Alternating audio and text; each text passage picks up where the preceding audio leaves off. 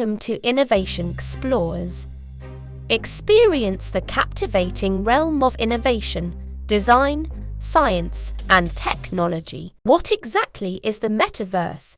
The metaverse is the future of the internet, according to tech CEOs like Mark Zuckerberg and Satya Nadella. Or perhaps a video game.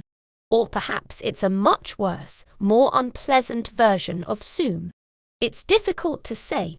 Since Facebook declared it would change its name to Meta and concentrate on the approaching metaverse 1.5 years ago, the phrase has almost completely lost all of its meaning. Roblox is supporting user-generated video games. Meta is developing a VR social platform, and some businesses are providing little more than broken gaming worlds with NFTs tacked on. The lack of coherence, according to proponents ranging from niche entrepreneurs to tech behemoths, is caused by the metaverse currently being developed and is too new to define what it means. For instance, the internet existed in the 1970s, but not all of the preconceived notions about what it would eventually look like were accurate. Facebook, in particular, is in an especially vulnerable position after Apple's move to limit ad tracking hit the company's bottom line. On the other hand, while the big tech money has started moving into generative AI, a lot of marketing hype and money has already been wrapped up in selling the idea of the metaverse. It's impossible to separate Facebook's desire to earn money from selling virtual clothing from its vision of a world in which everyone has a digital closet to browse. But Facebook isn't the only business with a financial stake in the buzz around the metaverse. Seriously, what exactly is a metaverse? Here's an exercise to help you understand how ambiguous the term the metaverse may be. 90% of the time, the meaning won't alter significantly if you mentally substitute cyberspace for the phrase the metaverse in a statement.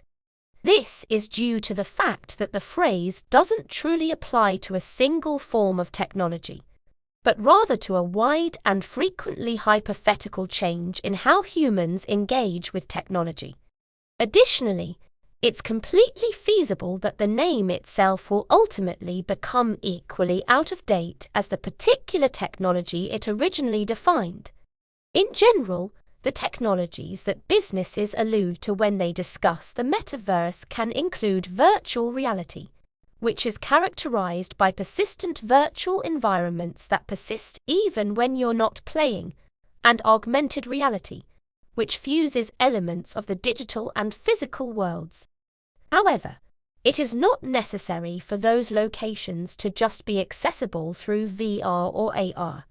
Virtual worlds, like portions of Fortnite that can be accessed through computers, gaming consoles, and even mobile devices, have begun referring to itself as the metaverse. Numerous businesses who have jumped on the metaverse bandwagon also have plans for a brand new digital economy in which users will be able to produce, purchase, and sell items. The metaverse is interoperable in more idealistic depictions, allowing you to transfer virtual goods like clothing or cars from one platform to another. However, this is trickier than it seems.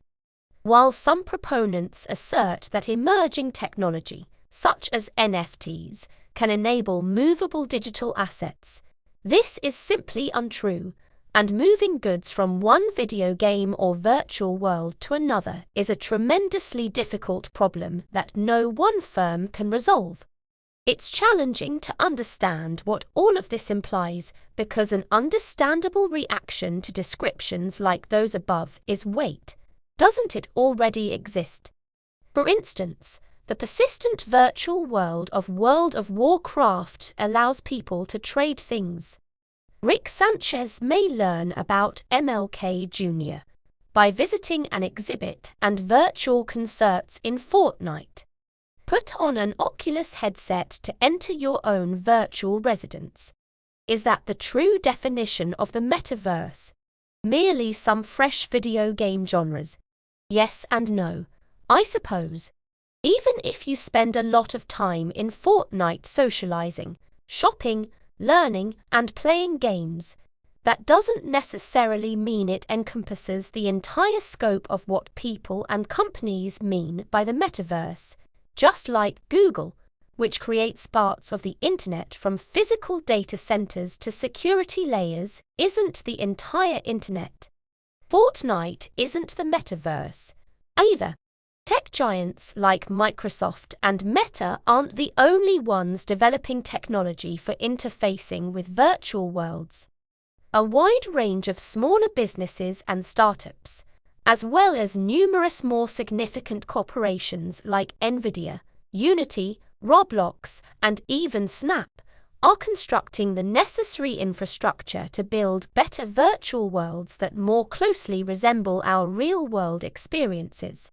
For instance, in order to strengthen its potent Unreal Engine 5 platform, Epic has purchased a number of businesses that assist in the production or distribution of digital assets.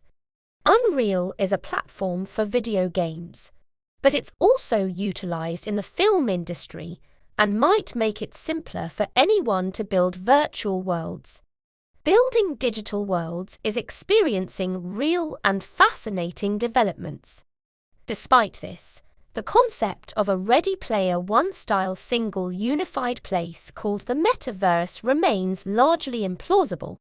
This is due in part to the fact that such a world requires companies to collaborate in ways that are simply not profitable or desirable. For example, Fortnite doesn't have much incentive to give players a portal to jump straight over to World of Warcraft, even if it were easy to do so, and in part because the raw computing power required for such a concept. Because of this uncomfortable truth, significantly distinct nomenclature has emerged. Many companies or advocates now refer to any single game or platform as a metaverse. By this definition, anything from a VR concert app to a video game would count as a metaverse.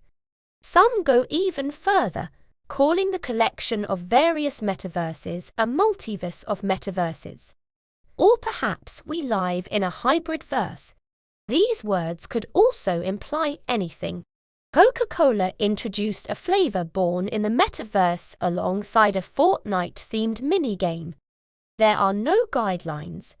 Most debates about what the metaverse entails begin to stagnate at this point. We have a hazy idea of what things now exist, which we could name the metaverse if we massage the definitions of words correctly. And while we know which corporations are investing in the concept, there is no agreement on what it is. Meta believes it will contain false houses to which you may invite all of your pals to hang out. Microsoft appears to believe that virtual conference rooms may be used to teach new staff or converse with faraway co-workers. The company's new Vision Pro headset is marketed as a spatial computing platform, functioning similarly to how you might expect a Mac or iPad to work, but with AR-powered apps.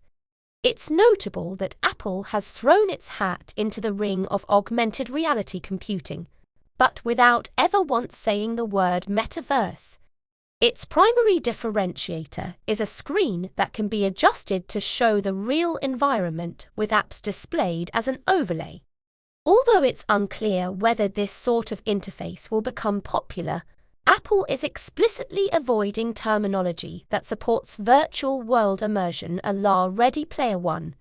This contrasts with other firms' futuristic predictions, which range from upbeat to downright fan fiction, in that it is more realistic. During one of Meta's initial presentations on the metaverse, the business displayed a scenario in which a young woman is scrolling through Instagram while sitting on her couch when she combs across a video a friend posted of a concert taking place halfway around the world. The woman then makes an appearance in the concert as an Avengers-style hologram. She can look her physical companion in the eye, they can both hear the concert, and they can both see floating writing hovering above the stage.